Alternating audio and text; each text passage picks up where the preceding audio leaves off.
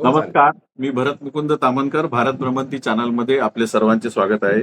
आज आपल्याबरोबर उपस्थित आहेत रघुनाथ दादा गद्रे, ज्यांनी नुकतीच नर्मदेची पायी परिक्रमा पूर्ण केली आहे 3,500 किलोमीटरची आणि त्यांच्या अनुभवांविषयी त्यांच्याशी आज आपण गप्पा मारणार आहोत. तर रघुनाथ दादा, तुमचं भारत भ्रमंती चॅनलवर मी स्वागत करतो. नर्मदे हर. नमस्कार. नर्मदे हर. नमस्कार, न नमस्कार. नर्मदे हर. नमस्कार. हो.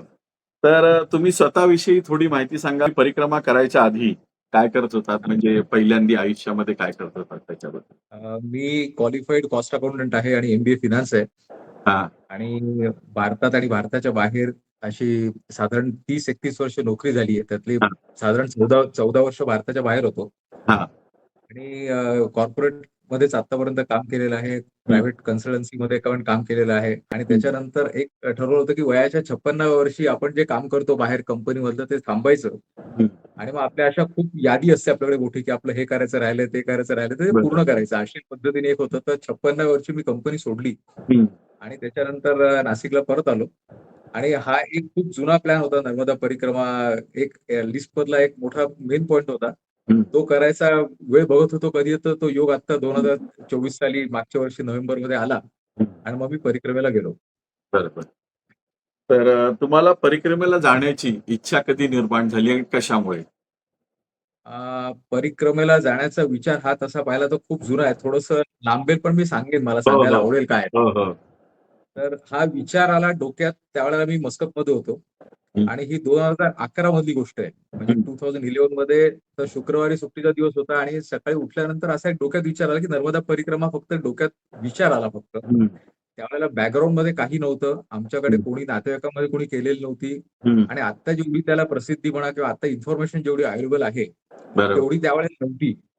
तर एकदा फक्त मग थोडंसं सर्फिंग चालू केलं Googleमध्ये काय मिळतंय का बघायला वगैरे असं तसं. आणि नंतर एक विचार आला, की 2014 मध्ये जेव्हा मी मस्कत सोडून भारतात परत आलो, हं, त्यावेळेला एक हातात वेळ मिळाली करायला, की जेव्हा तुम्ही जॉब चेंज करता तेव्हा तुम्हाला 3.5 महिन्याचा वेळ मिळतो. कारण तुम्ही नवीन जॉइन केलेलं नसतं कुठे. हं, आणि नवीन नोकरीच्या आधी आणि जुनी नोकरी सोडल्यानंतरचा मधल्या वेळात जाऊया असं त्यावेळेला ठरलं 2014 मध्ये. हं, आणि 2014त प्लॅन केला. त्या अनुषंगाने सगळी लुंग्या, कुर्ती, बॅग हे सगळं खरेदी पण केलं. हं, आणि पण घरून त्यावेळेला एवढी परवानगी मिळाली नाही. आणि हं. एक अलिखित नियम आहे परिक्रमेतला, की जर तुमच्या मोठ्यांचे आशीर्वाद तुमच्याबरोबर नसतील हां, आणि त्यांची जर परवानगी नसेल, तर तुम्ही परिक्रमेला जाऊ नये. बरोबर. म्हणून तो 2014 मधला आलेला एक चान्स होता, तो हुकला. आणि मग हं, तो जो हुकला तो 10 वर्ष त्याची वाट बघण्यात गेली. पुढे 2024 सालापर्यंत थांबायला लागलं. बरोबर. आणि मग 2023 साली जेव्हा मी आता ठरवलं, की आता आपण मोकळे आहोत, तर आता जाऊ शकतो आपण. आणखी काही 4 महिने लागले तरी चालतील. हं. आणि मग मी 2024 साली मागच्या वर्षी नोव्हेंबरमध्ये परिक्रमेला गेलो. हां. 2024 साली कोणत्या तारखेला उचलली तुम्ही परिक्रमा? मी उचलली 29 नोव्हेंबर 2024 ला मागच्या वर्षी, म्हणजे हं, नोव्हेंबर महिन्यात 29 तारखेला ओंकारेश्वरहून. हं. आणि पूर्ण कधी झाली? पूर्ण झाली बरोबर 28 फेब्रुवारीला पूर्ण झाली यावर्षी. आम्हाला बरोबर 92 दिवस लागले परिक्रमा पूर्ण करायला. 92. आणि 92 दिवसात माझी परिक्रमा पूर्ण झाली. पूर्णपणे पायी केली. हां, आणि परिक्रमा उत्तम झाली. हां, हां. तेच. तर परिक्रमेची जाण्यासाठी तुम्ही तयारी कशी केली? म्हणजे मानसिक तयारी, शारीरिक तयारी त्याच्याबद्दल काय सांगाल? हां, परिक्रमेची तयारी ॲज सच कशी होती, की हा विचार एकदा डोक्यात तुमचा आला, तर 2014 पासून त्याच्यावरती काम चालू होतं. हां, आणि त्याच्यानंतर बेसिकली डेटाबेस पहिले बनवायला सुरुवात केली, की आपल्याला काय-काय आहे किंवा काय-काय गावांची नावं काय आहेत. आणि मग इन्सिडेंटली माझा चुलत मामानी 2012 मध्ये केली होती, त्याच्याकडनं थोडं इनपुट मिळालं. हां, आणि त्यातनं मेन इनपुट मिळालं, की ते प्रतिभाताई चितळे आणि त्यांचे मिस्टर सुधीर चितळेंचे व्हिडिओ मिळाले मला YouTubeमध्ये. हां. आणि 15-15, 20-20 मिनिटाचे छोटे-छोटे असे 17-18 व्हिडिओ आहेत. त्याची हो, प्रॅक्टिकली मी हो. पारायण केली. बरोबर, आणि नंतर तुमच्या यांचं आपल्या कुंटे सरांचं पुस्तक वाचलं. बरोबर. आणि कुंट्यांचं पुस्तक नर्मदे हर हर वाचलं. आणि त्याच्यानंतर जसं कोळ्याचं जाळं उलटायला सुरुवात होते, नंतर ते घट्ट त्याची विण होत जाते. तसा तो डोक्यात एक विचार पक्का होत गेला. आणि मग त्या अनुषंगाने तयारी म्हणजे अशी होती, की मानसिक तयारी याच्यात खूप महत्वाची आहे. हां, म्हणजे शारीरिक तयारीपेक्षा मानसिक तयारी खूप महत्वाची आहे. आणि तुमच्या मनापासून जर, कारण परिक्रमा ही इथून होते. पायातनं फक्त ते फॉलो करतात आलेले इन्स्ट्रक्शन, की तुम्हाला चालायचंय. बरोबर, पण ही परिक्रमा हा पूर्ण मनाचा खेळ आहे. आणि बरोबर. मानसिक भक्कमता, तुमची विल पॉवर खूप स्ट्रॉंग पाहिजे त्याच्याकरता. हं. आणि त्याच्यानंतर अजून असं होतं की सकाळी मॉर्निंग वॉकला जातो आपण, ते 6 किलोमीटर चालायची प्रॅक्टिस होती, पण त्याचं बघितलं तर प्रॅक्टिकली चालण्याची प्रॅक्टिस आणि परिक्रमेचं चालण्याच्यात खूप फरक आहे. बरोबर. त्यामुळे चालण्याची प्रॅक्टिस वगैरे करण्याच्या काही भानगडीत कोणी पडू नये. बरोबर. कारण आपण कसं होतं की साधारण 8 किलो ते 10 किलो पर्यंत पाठीवरती वजन असतं हा. आणि एवढं करून तुम्ही रोज चालता बरोबर. आणि रस्ते तुम्हाला दररोज वेगवेगळे मिळतात. कधी जंगलातला रस्ता मिळेल, कधी किनाऱ्याचा रस्ता मिळेल, तर रस्ते बरोबर. कुठले ते माहित नाही. त्यामुळे त्या प्रॅक्टिसला तसा फारसा अर्थ नाही, पण ठीक आहे, थोडीफार प्रॅक्टिस करायला ती हरकत नाही. हम्म. तर ती एक थोडीशी होती. आणि दुसरं मी मेडिकल अँगल पण असं केलं होतं की एक 8 दिवस आधी मी व्हॅक्सिनेशन घेतलं होतं कॉलरा टायफॉइडचं. हम्म. आणि डॉक्टरकडनं एक फर्स्ट एड किट बनवून घेतलं की बाबा काय ना, तुम्हाला नॉर्मल जे होतं, पाय दुखले, हात हा. दुखले, ताप आला, सर्दी, खोकलं, तर त्याच्या गोळ्या बरोबर कॅरी केल्या होत्या. बरोबर. आणि बाकी मग जी नॉर्मल कपडे खरेदी आहे की तुमची 2 त्याला कपड्याच्या म्हणजे लुंगी लागेल, 2 कुर्ते लागतील, हम्म. नंतर एक थाळी लागेल जेवण करायला, एक पेला हम्म. लागेल. अशा टाईप मी थोडंसं सामान होतं ते एका बॅगमध्ये टाकलं बरं. आणि नंतर परिक्रमेला निघालो. नाशिकहून इंदोरला जाण्याकरता निघालो आणि ओंकारेश्वरला आलो गजानन आश्रमामध्ये. आणि ओंकारेश्वरवरनं तुम्ही सुरुवात केली. सुरुवात केली. हो. बरोबर. तर परिक्रमेमध्ये तुमची दिनचर्या कशी असायची? दिनचर्या म्हणजे किती वाजता उठायचा, किती वाजता झोपायचा त्याच्याबद्दल? तर परिक्रमेत आम्ही सुरुवात जेव्हा केली, तर हं. परिक्रमेत सुरुवात आम्ही केली ते 29 तारखेला सुरुवात केली. हं. तर ते थोडं आत्ताच सांगतो तुम्हाला मी, जे या फ्लोमध्ये ते पण येईल पूर्ण. हां, हां. की त्याच्यानंतर म्हणजे परिक्रमा सुरुवात केली तर ओंकारेश्वर पासून परिक्रमा सुरुवात केली आणि हं. गजानन आश्रमामध्ये तुम्हाला 3 दिवस पहिले राहायची व्यवस्था होते तुमची परिक्रमा वासियांकरता. हो, हो. आणि 3 दिवस तुम्हाला तिथे त्यांचा सकाळी नाश्ता, जेवण, रात्रीचं जेवण आणि एक आसन लावायला जागा मिळते. साधारण 3x6 चा एक चौकोन मिळतो तुम्हाला. तिथे तुम्ही हां. तुमचं आसन लावायचं. बरोबर. तर तेवढी तुमची होते. तर आमचं तिथे कसं झालं, की निघताना तर सगळा मी पण नाशिकहून एकटा निघालो होतो. असे सगळे हं. लोकं बहुतेक एकटे निघतात. कुठला ग्रुप बरोबर. वगैरे असा काही नव्हता. आणि संकल्प पूजा वगैरे करून परिक्रमा सुरुवात केली. हं. तर त्यातला दिनचर्या जर म्हटलं तर असं होतं, की आम्ही साधारण पहिले सुरुवातीला 7-8 दिवस सगळ्या जसा क्राउड किंवा ग्रुप आहे त्याला फॉलो केलं, की हे हं. लोकं काय करतायत तसं आपण करूया बुवा. की हं. पहाटे 4:30 ला उठले, 5 ला उठले, हं. मग घाईघाईने अंघोळी केल्या हां. आणि मग त्याच्यानंतर निघाले. हं. मग त्याच्यानंतर आमच्या असं लक्षात आलं, की एवढी घाई करण्यात काही पॉइंट नाही, एवढं पळापळ करण्यातही पॉइंट नाहीये. बरोबर. कारण कसं होतं, लोकं खूप असतात आणि तेवढ्या सोयी नसतात तुमच्या. हं. तर आम्ही नंतर 6 ला आरामात उठायचो. हां. तर जेव्हा आम्ही उठायचो त्यावेळेला साधारण आश्रमातले 80% लोकं गेलेले असायचे. गेलेले की असायचे. आपण मग आरामात आवरायचं निवांतपणे. पाऊण तासात तुमचं सगळं आवरून होतं. हं. अंघोळ करायची, पूजा करायची आणि साधारण 7च्या सुमारास आम्ही पायी चालायला सुरुवात करायचो. हं. मग 7ला चालायला निघाल्यानंतर तुम्हाला वाटेत जर चहा-पाणी मिळालं, तर आश्रमात काही मिळालं तर ते ठीक, ते घेऊन पुढे निघायचं. हं. ते साधारण 12-12:30 पर्यंत चालायचं. हं. आणि 12ला जो आश्रम आला असेल, ज्या गावात तुम्ही आला असाल, त्या आश्रमात जाऊन तिथे दुपारचं भोजन असेल, तर दुपारी भोजन करायचं. हं. साधारण 2 वाजेपर्यंत आराम करायचा. कारण नंतर आराम खूप गरजेचा वाटतो, कारण ऊन वाढायला लागतं शेवटी. बरोबर. तर 2 वाजेपर्यंत आराम करून परत 2ला चालायला सुरुवात करायची आणि हं. त्याच्यानंतर मग तुम्ही संध्याकाळी 5-5:30 पर्यंत चालायचं. हं. आणि मग 5ला संध्याकाळी जिथे पोहोचला असाल त्या आश्रमात थांबायचं. मग परत तिथे गेल्यानंतर संध्याकाळची आरती, तुमच्या संध्याकाळची पूजा, काही असेल शक्य तिथे परत अंघोळ. बरोबर. असं करून साधारण तुम्हाला आश्रमवाले असतात ते संध्याकाळी 7ला जेवायला देतात. साधारण तुमच्या संध्याकाळच्या 7 हे जेवायचं टायमिंग आहे. हं. आणि 8 पर्यंत पिन ड्रॉप सायलेन्स होऊन आश्रममध्ये शांतता पसरून जाते, की सगळे लोक झोपतात. हं. त्यामुळे 8ला रात्री दिवस तुमचा संपून जातो प्रॅक्टिकली. हं. हं. आणि नंतर आम्ही याच रुटीनला फॉलो केलं, की सकाळी घाईघाईनी करायची काही गरज नाही. पहिले 8 दिवस आम्ही तसं केलं, की सकाळी लवकर उठायचं वगैरे. बरोबर. पण नंतर मग आम्ही सकाळी 6ला उठून चालण्याचा नियम आणि मग रात्री 8 वाजेपर्यंत असा कार्यक्रम असायचा. बरोबर. तुम्ही दररोज जे चालायचात 20-25 किलोमीटर सुरुवातीला कमी चालत असाल, नंतर चालणं आपोआप वाढलं असेल स्पीड प्रमाणे दररोजच्या सवयीने. बरोबर. तर ते हो. चालताना तुम्हाला कधी काय त्रास झाला का? फोड येणं पायाला किंवा सूज येणं किंवा असं काय? नाही, लकीली पायाला कधीही काही त्रास झाला नाही. हं. आणि साधारण सुरुवातीला तुम्ही जसं म्हणालात तसं सुरुवातीला तुम्हाला चालण्याचं अंतर फार कमी असतं. म्हणजे तुम्ही हं. चालता 10, 12, 15 किलोमीटर पर डे. मग हं. एव्हरेज ते वाढत जातं 20 पर्यंत, मग 25 हं. पर्यंत, मग 30 पर्यंत असं करत-करत शेवट तुम्ही अमरकंटक जेव्हा क्रॉस करता, हं. तर तुम्ही एव्हरेज 35 ते 40 किलोमीटर रोज चालता. कारण बरोबर. नंतर तुम्हाला ती चालायची एक सवय झालेली असते आणि येताना हं. उतार आहे तुम्हाला म्हणजे हां. अमरकंटककडून ओंकारेश्वरपर्यंत उतार लागतो. हं. त्यामुळे 40 किलोमीटर्स पर डे तुमचं एव्हरेज होऊन जातं नंतर. हं. तर लकीली पायाला कुठल्याही प्रकारचा त्रास झाला नाही किंवा कुठले फोड आले नाहीत आणि हं. एक असं झालं, की पायात काय घालावं हा मोठा प्रश्न असतो. आणि त्याला तुम्हाला क्लिअर उत्तर मिळत नाही, कारण लोकांची याच्यावर भरपूर मत आहेत. काही लोक म्हणतात बूट घाला, काही लोक म्हणतात बूट घालू नका. तर असं 2-3 लोकांना विचारलं होतं मी आणि हं, परिक्रमा केलेल्या लोकांना पण विचारलं होतं, की हं, काय घालायला पाहिजे? हं. तर ते कन्फ्युजिंग मत आलं. पण त्यातनं एक झालं, की तुम्ही वापरायचं असेल तर सँडल घाला चांगल्यापैकी हां. आणि सँडल त्याला चांगलं पीव्हीसीचं सोल आहे चांगलं ते घाला आणि हं. त्याच्यातनं मोजे घाला पायामध्ये. हां. म्हणजे तुमच्या पायाला भेगा पडत नाहीत आणि ते प्रोटेक्शन चांगलं मिळतं. हं. आणि तुम्हाला पाण्यातनं चालण्याचे खूप वेळा योग येतात. तुम्ही किनाऱ्याने चालता तेव्हा पाण्यात पाय जातो, चिखलात पाय जातो. तर हां. बूट असेल तर प्रत्येक वेळेला तुम्हाला काढता येत नाही. बूट काढायला. जर ओले आले, तर ते बरोबर. हेवी होतात चालायला. हं. म्हणून मग ते मी वापरले होते सँडल वापरले होते विथ हं. सॉक्स आणि त्यामुळे पायात कुठल्याही प्रकारे कधीही त्रास झाला नाही, कुठले काटे गेले नाहीत, काही हं. झालं नाही आणि कुठल्याही प्रकारच्या तुम्हाला वेदना पण पायाला झाल्या नाहीत कधी. पाय बरं. दुखले पण नाहीत हं, प्रॅक्टिकल. हं, हं. छान मग. मस्त. आणि तुम्ही थोडी सवय असल्यामुळे पण तुम्हाला 5-6 किलोमीटरची पुढे तेवढा हो, त्रास नसेल झाला. तर बरोबर. परिक्रमेमध्ये तुम्हाला जसं तुम्ही सुरुवात केली पहिल्या दिवशी, हो, दुसऱ्या हो. दिवशी, तिसऱ्या दिवशी, ते काय-काय अनुभव येत गेले त्याच्याबद्दल तुम्ही मला थोडं सांगा? म्हणजे कसे अनुभव आले, काय-काय अनुभव आले त्याच्याबद्दल? हां, चालेल, चालेल. हं, जरूर. तर परिक्रमेत आम्ही सुरुवात केली तर कसं झालं, की हं, परिक्रमेत सुरुवात केली तर जेव्हा आश्रमात होतो, हं, त्यावेळेला मला मुंबईचे 3 जण भेटले. हं, तर मुंबईचे 3 जण भेटले तर कोण काय मराठी लोकं दिसतायत. मग तुम्ही हं. कुठले, आम्ही कुठले, मग अशी जरा जुजबी ओळख झाली. बरोबर. मग आमची चौघांची एकत्र संकल्प पूजा पण आम्ही एकत्र केली. हां, आणि आम्ही नंतर परिक्रमेला तिथनं निघालो. तर हां. पहिल्या दिवशी आम्ही ते एकरोटी आश्रमापर्यंत गेलो. कारण आमचं संकल्प पूजा होऊन हं. निघेपर्यंत आम्हाला 3:30 वाजले दुपारी. बरोबर. मग आम्ही एकरोटी आश्रमात रात्री मुक्काम केला.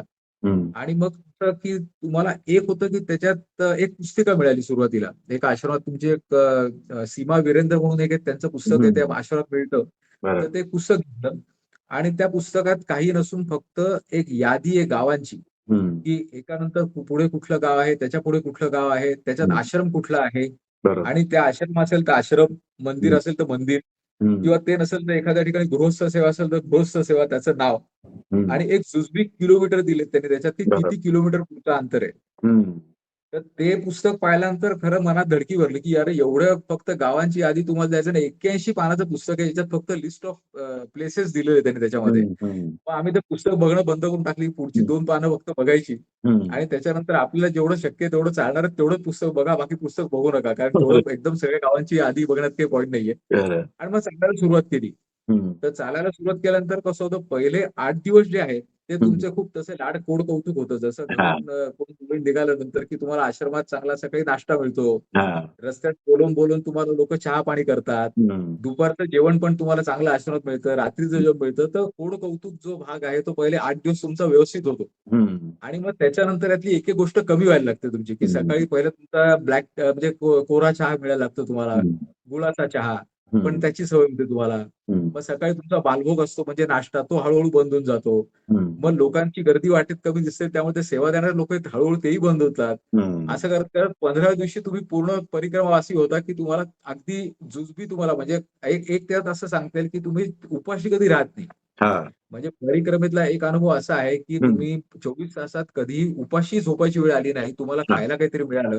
भले दुपारी जेवण नसेल मिळालं, तरी हं, रात्रीपर्यंत तुम्हाला काहीतरी खायला मिळालं. हं. आणि मग प्रत्येक आश्रम हा वेगळा आहे. प्रत्येक ठिकाणचे लोकं हे वेगळे आहेत.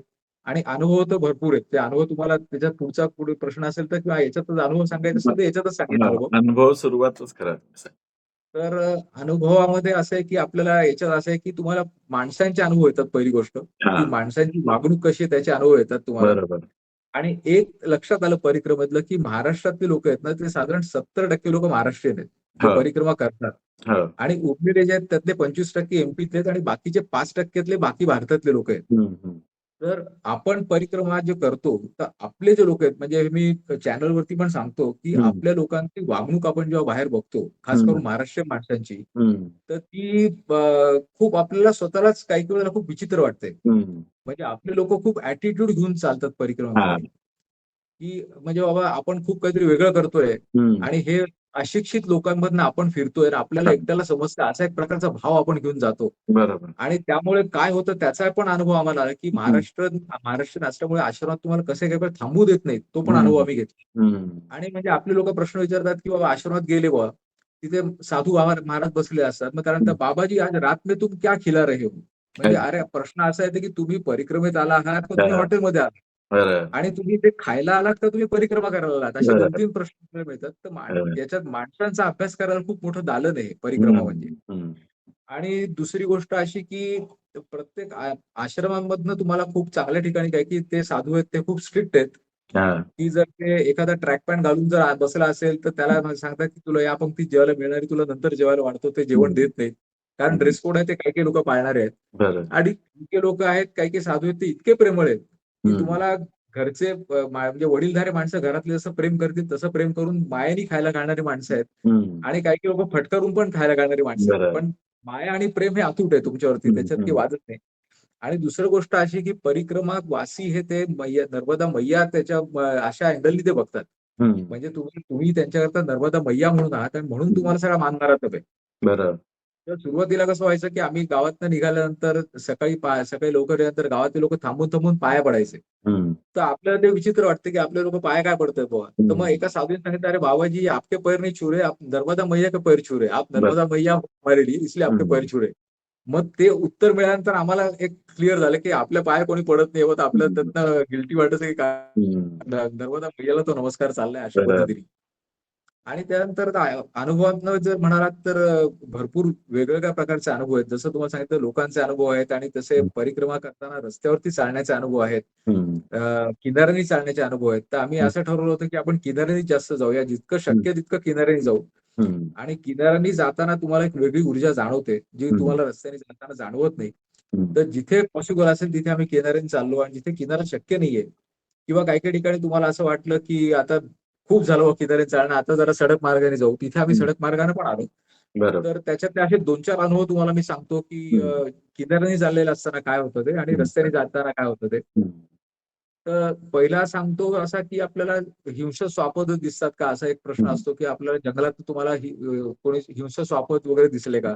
तर आम्हाला तसे कोणी दिसले नाहीत. आम्हाला माकडं दिसली भरपूर. हं, आम्हाला मोर दिसले. हं. आम्हाला नीलगाई दिसले. आम्हाला कोल्हे दिसले. हं. पण याच्या व्यतिरिक्त कुठले असे प्राणी आम्हाला दिसले नाहीत. बरं. आणि त्याच्यानंतर साप दिसले बऱ्याच ठिकाणी हं, रस्त्यानी. पण मगरी वगैरे आम्हाला दिसले नाहीत कुठे. लोकं म्हणतात हं. मगरीचं दर्शन झालं कारण नर्मदा हां. मैयाचं मगर हे वाहन आहे. म्हणून एक हो. त्याचं हे झालं.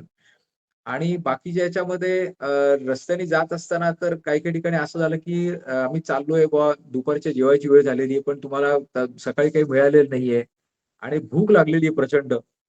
फक्त काय की आता रस्त्याने चालणे एवढं एकच काम आहे आणि पुढचा आश्रम येईल तोपर्यंत चालायचं एवढे आम्ही रस्त्याने चाललो होतो. तर वाटेत एक असा अर्धवट टेंट केलेला एक होता. तर टेंटमधनं आवाज आला, "बाबाजी भोजन प्रसादी पाव." तर म्हटलं भोजन प्रसादी पाव तर इथे काही तसा सेटअप काही दिसत नाही बुवा, ना आश्रम आहे ना काही आणि रस्त्याच्या कडेला आहे प्रॅक्टिकली, तर इथे कोण हं, जेवण देणार आहे? पण आम्ही जरा थबकलो. हं, तर एक असा टेंट होता अर्धा बांधलेला, फक्त वरती कव्हर केलं होतं, त्याच्या खाली काही नव्हतं. हं, आणि त्याच्यात अर्ध्या बाजूला एक चूल होती, त्याच्यावर तो बाबा तिक्कड करत होता. तिक्कड म्हणजे जाड भाकरी म्हणा त्याला. ते बनवत होता. काहीतरी बाकी 2-4 पदार्थाचे असे त्याचे पातेली वगैरे ठेवली होती आणि अलीकडच्या साईडला त्याची आरामाकरता त्यांनी जागा ठेवली होती, की जिथे लोकं आसन लावून आराम करतील उन्हाचे. हं, हं, तो म्हणे, "बाबा जी भोजन करोगे?" म्हटलं, "भोजन करेंगे, बहुत भूख लगी है, भोजन तो करेंगे ही." म्हणे, हं, "ठीक है, आप इधर यहाँ पे आसन लगाओ, भोजन की व्यवस्था मैं करता हूँ." हं, त्यांनी रस्त्यावरती पंगत बसवली. साधारण 12:30च्या सुमारास रस्त्यावरती त्यांनी चटई मांडली. आम्ही 4 लोकं होतो. आम्ही जेवायला बसलो. तर गरम-गरम भाकरी, हं, त्याच्यानंतर गोड बुंदी, एक रस्सा भाजी आणि ताक हं, असं त्यांनी जेवण दिलं आणि पोटभर जेवण झालं आमचं. मग आमचं जेवण होईपर्यंत तो म्हणे, "आता ठीक आहे, आता बाजूला तुम्ही थोडा आराम करा." हं, आणि परत तो आमच्याशी एवढं बोलून आम्हाला वाढून परत तो भाकरी करायला लागला. त्यावेळेला आश्रमात कोणी नव्हतं. म्हणजे आश्रम हं. म्हणजे त्या आश्रमात तिथे रस्त्याच्या तिथे कोणी आलेलं नव्हतं. बरं. त्याच्यानंतर 5-10 मिनिटात आमचं जेवण झाल्यानंतर परत 4 व्यक्ती आल्या तिथे हं, आणि त्यात एक साधू बाबा आला. तोही वयस्कर होता. मग त्यांनी त्या 4 लोकांना बसवलं हं, आणि त्या 4 लोकांना बसवल्यानंतर त्यांनी काय केलं असावं, तर तो साधू होता, तो म्हातारा होता. त्यातनं जो आलेला होता परिक्रमावासी. हं, तर त्यांनी त्याच्या थाळीमध्ये त्याला 1 भाकऱ्या, 2 भाकऱ्या अशा हाताने कुस्करल्या. हं, आतमध्ये जाऊन त्यांनी गरम एक पेलावर दूध आणलं. हं. त्याच्यात गूळ घातला आणि त्यांनी त्याला स्वतःच्या हाताने भाकरी आणि गूळ आणि दुधाचा जो काला केला होता, तो त्यांनी भरवला. बरं. आणि हे बघितल्यानंतर हां. म्हणजे आम्हाला आमच्या डोळ्यातनं पाण्याच्या झरा लागल्या, बरं, की अरे काय? बरं, की इतका तो भावना काय म्हणतात त्याला बरोबर. इमोशनल सीन होता तिथे, की बरं. पहिला या माणसाने असा अंदाज कसा बांधला असेल, की नंतर कोणतरी येणार आहे. कारण तो हो. स्वयंपाक करायला थांबला नाही, तो भाकरी करत होता. हां. आमचं जेवण झाल्यानंतर त्याने भाकरी केल्या, त्याने हाताने भरवलं. हं. तर असे असंख्य अनुभव म्हणजे त्यात तर काही हं. त्याला लिस्टच आहे ती मोठी. बरं. त्याच्यानंतर अजून एका ठिकाणी आम्ही जात होतो. तर हां. छोटं गाव होतं, अगदी छोटं गाव आणि हं. रस्त्याच्या साईडला एक म्हातारी बाई भाजी विकत होती. हं. तर भाजी विकताना ती बाई म्हणाली, "बाबाजी चाय पियो." तर आम्ही म्हटलं, "ही बाई तर विकणारी भाजी आहे, तर चाय पियो म्हणजे आता चहा कुठून देणार आहे बुवा?" हां. म्हणून आम्ही थांबलो 2 मिनिटं तिथे. हं. तर ती उठली, तर साइडला एक चहाचा ठेला होता, तिथे आली ती. हं. त्या चहावाल्याला म्हणाली, "बाबाजी को 2 चाय पिलाना." आणि हं. तिने पैसे दिले आणि ती परत भाजी विकायला बसली. हं. तर भाजी विकत असताना आपल्या मनात विचार येतो, की ही भाजी विकून काय असेल आणि आम्ही 2 लोकं त्यांनी ₹10 तिने आपल्यावर असे खर्च करून टाकले हां. बोलता-बोलता. तर हे काय आहे म्हणजे ही तर हं. त्यांच्यावर असलेली एक प्रकारची देवावरती असलेली श्रद्धा म्हणा हं. किंवा नर्मदा मैयावरती असलेली श्रद्धा म्हणा हं. अशा पद्धतीने आहे. त्याच्यानंतर अजून एका ठिकाणी म्हणजे खाण्याच्या बाबतीतच आपण बोलतोय म्हणून खाण्याचे हं. तुम्हाला अनुभव सांगतो असे, की हं. आम्ही एका ठिकाणी चाललो होतो, संध्याकाळची वेळ होती हं. आणि एक गावातलाच आम्हाला एक मुलगा असा भेटला, तो म्हणे, "भाई बाबी आगे इधर ही" म्हणे गृहस्थ सेवा होती तिथे म्हणे, हं. "हमारे घर में ही गृहस्थ सेवा है." ठाकूर नावाचा माणूस होता. हं. तो म्हणे, "मेरे साथ चलो." म्हटलं, "चलो." तर निघताना काय झालं होतं, की मी आणि माझ्यावर एक पाटील काका म्हणत होते. तर आम्ही दोघं जण परिक्रमा पूर्ण केली शेवटपर्यंत. हं. तर पाटील काका आणि मी होतो, तर आम्ही त्या माणसाच्या मागे-मागे त्याच्या गावात त्याचं घर आलं, तिथे तिथपर्यंत गेलो. मग तिथे गेल्यानंतर त्याचे काका होते तिथे, ज्यांचं नाव त्या पुस्तकात दिलंय आणि गृहस्थ सेवा लिहिलेलं आहे. तर त्यांनी विचारलं, की "कितने मूर्ती हो?" तर "कितने हं. मूर्ती म्हणजे किती लोकं आहात बा तुम्ही?" हं. तर आम्ही म्हटलं, "आम्ही 2 जण आहे." "तर कहाँ से हो?" तर आम्ही सांगितलं, "मैं नासिक से हूँ, महाराष्ट्र से." आणि काका म्हणे, "मैं कल्याण से हूँ, मुंबई से." हं. तर महाराष्ट्र म्हणाल्यानंतर तो माणूस म्हणे, "बाबाजी आप यहाँ पे रुक नहीं सकते हो. आपकी यहाँ पे व्यवस्था नहीं होगी." आणि हं. हे उत्तर अगदी ब्लंट होतं म्हणजे त्यात कुठलाही त्याने मनात त्याच्या काही वाटलं हं. त्याने आम्हाला सरळ नकार देऊन टाकला त्यांनी. हं. मग आम्ही त्याला म्हटलं, "बाबाजी अभी यहाँ पे नहीं तो क्या है?" म्हणे, "आगे जाओ, आगे दूसरा आश्रम होगा, गाँव में दूसरा आगे गाँव में जाके वहाँ पे आश्रम आपको मिलेगा." हं. मग त्याचा पुतळा जो होता, जो आमच्यावर आला होता, त्याला ते एकदम चोरट्यासारखं झालं, की अरे आपण आपल्या घरी यांना घेऊन आलो आणि आपला काका यांना नाही म्हणतोय. हं. तर तो महाराष्ट्राबद्दल का राग होता आम्ही काही ओळखलं नाही, तर हं. त्याला गिल्टी वाटलं. तर आम्ही म्हटलं, "अरे बाबा तुला याच्यात वाईट वाटणार काही कारण हं. नाहीये. हं. आमच्या नशिबात नाहीये बुवा असं तुमच्याकडे राहणं, तर आम्ही हं. पुढे जातो." हं. तर या लोकांचा अंदाज सांगण्याचा जो किंवा गावं सांगण्याची जी पद्धत आहे ना, ती खूप विचित्र आहे. किंवा ते हं. सांगतात, "हे अभी इधर है, अभी 5 मिनिट में आ जाएगा." असं करत करून 3-4 किलोमीटर तुम्हाला चालायला लागतं. बरं. तर ते साधारण पुढे 2 का 3 किलोमीटर पुढे गाव होतं. मग आम्ही तिथे आलो. हां. त्या आश्रमात कोणी नव्हतं आणि हं. मग रात्रीचं आम्हाला तिथे जे जेवण मिळालं, हां. ते अगदी साग्रसंगीत जेवण विथ एक रव्याचा लाडू. हं. तर रव्याचा लाडू मिळाल्यानंतर मी काकांना म्हटलं, "काका असं आहे, की आपल्या नशिबात आज इथे रव्याचा लाडू होता. म्हणून जर त्यांनी तुम्ही ते ठाकूरच्या घरी थांबले असते, तर तुम्हाला तेच तिखट भाजी-बिजी असं काहीतरी मिळालं असतं जेवायला. पण म्हटलं नर्मदा मैयाच्या आज तुम्हाला खिलवायचा होता लाडू, त्यामुळे म्हटलं तुम्हाला तिथे थांबू दिलं नाही आणि तुम्ही तिथून इथपर्यंत आलात." तर आपण त्याचा असा अर्थ लावला त्याच्यातनं आणि आणि असे असंख्य अनुभव मिळतात, की तुम्हाला हं. काय-काय होतं, काय-काय नाही हे काही कळत नाही आणि हं. पूर्ण दिवस तुमचा असा तो वेगळ्या पद्धतीने जातो. हं. त्याच्यानंतर अजून एका ठिकाणी असं झालं, गावात आम्ही आलो, हं. तर तिथे इतकं वातावरण असं वेगळं होतं, की परिक्रमावासींबद्दल कोणाला काही फारसं वाटत नव्हतं त्या गावात. हं. म्हणजे हं. असे पारावरती असे एक 8-10 लोकं बसले होते. हं. छोटं गाव होतं. आम्ही हं. नर्मदे हर, नर्मदे हर म्हटलं. त्यांनी 1-2 लोकांनी बघितलं. बाकी लोकांनी एकाने त्यातनं नर्मदे हर म्हटलं. हं. मग तो उठून आला. हं. म्हटलं, "बाबाजी यहाँ पे रात में रुकने की कुछ व्यवस्था है, मंदिर है क्या?" हं. नहीं म्हणे, "मंदिर यहाँ पे तो कुछ है नहीं." हं. मग म्हटलं, "कहाँ पे ठहरेंगे?" नाही म्हणे, "ऐसे यहाँ पे तो कोई जगह नहीं है, आश्रम भी नहीं है." आणि आम्ही हं. घड्याळ बघितलं तर साधारण 5:45 वाजले होते. म्हणजे तुम्हाला हं. पुढे जायला तसा काही चान्स नव्हता कुठे. बरोबर. मग गावात आम्हाला समोरच तिथे एक अंगणवाडीचं एक चबुतरा दिसला. अंगणवाडी हं. होती आणि 2 खोल्या बांधलेल्या होत्या. हं. तर म्हटलं आपण अंगणवाडीच्या इथे झोपूया रात्री. हं. म्हणजे मोकळी जागा आहे. एक आपल्याला प्लॅटफॉर्म मिळेल तर राहू तिथे. हं.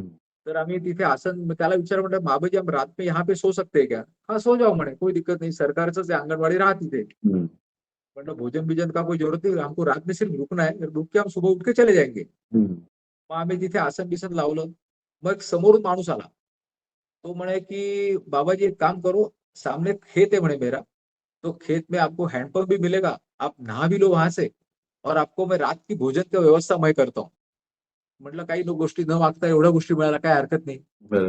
मग आम्ही त्याच्या शेतात गेलो, तिथे अंघोळी वगैरे केल्या.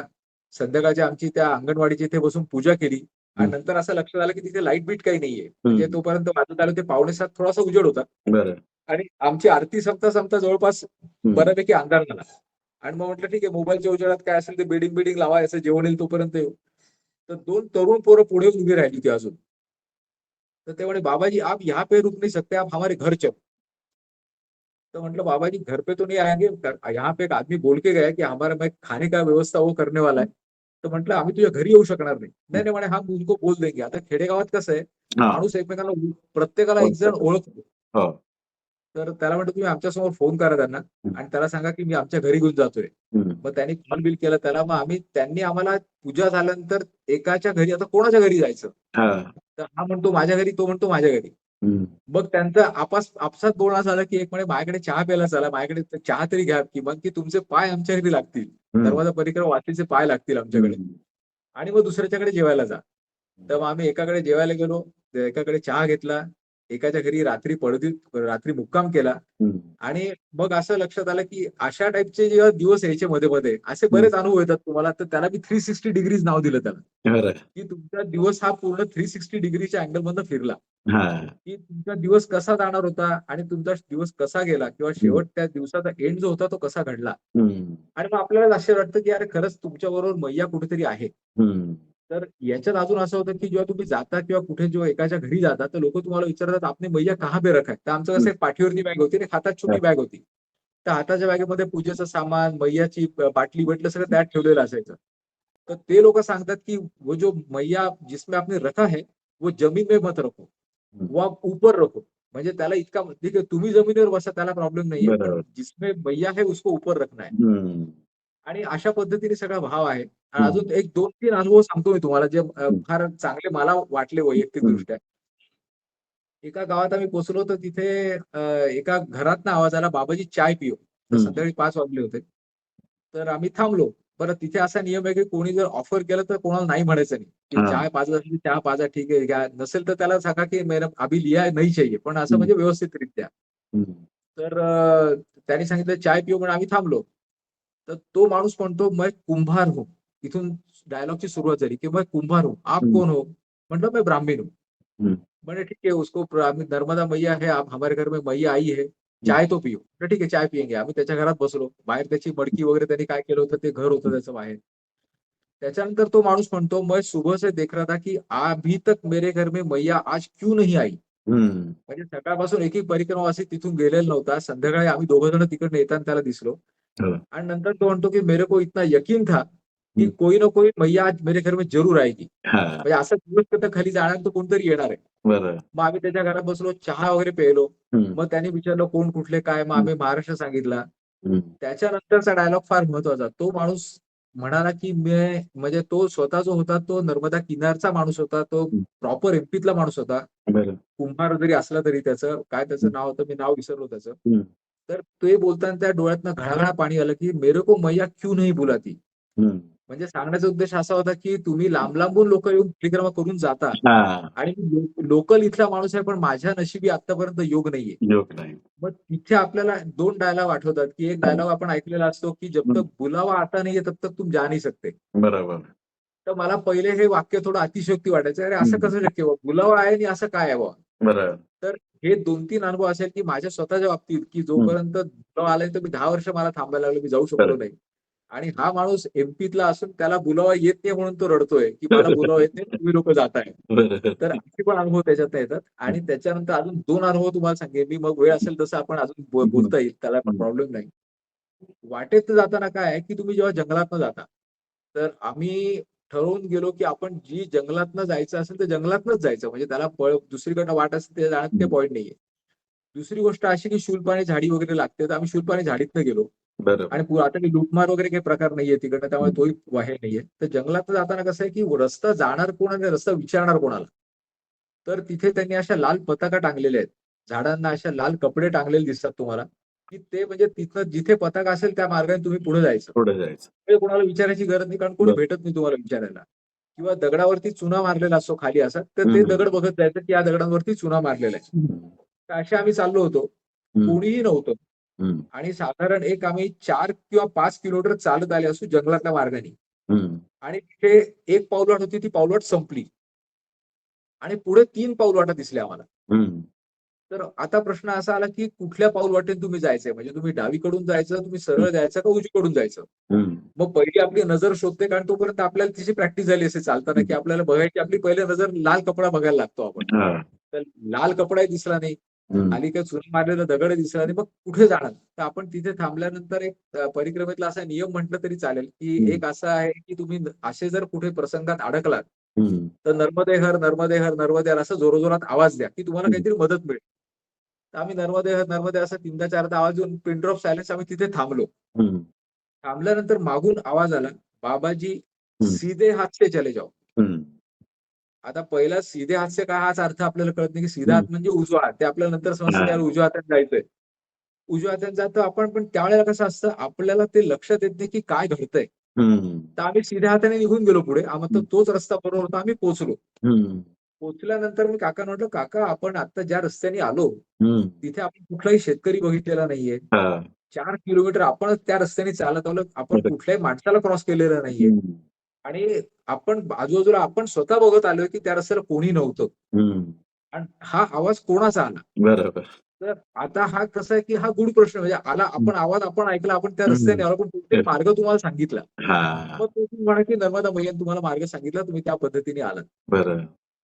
आणि त्याच्यानंतर असं 3 वेळा आमच्या बाबतीत घडलं, की आम्हाला हम्म. 3 ठिकाणी असा अनुभव आला, की तुम्हाला चक्क आवाज आला, प्रॅक्टिकली आवाज आला, की जर हे जे कोणाला सांगितलं तर खोटं वाटेल. हा. पण तुम्ही तो अनुभव घेतलेला असतो आणि हम्म. एक कन्फर्म पाहिलेलं असतं, की वाटेत कोणी नाहीये. हम्म.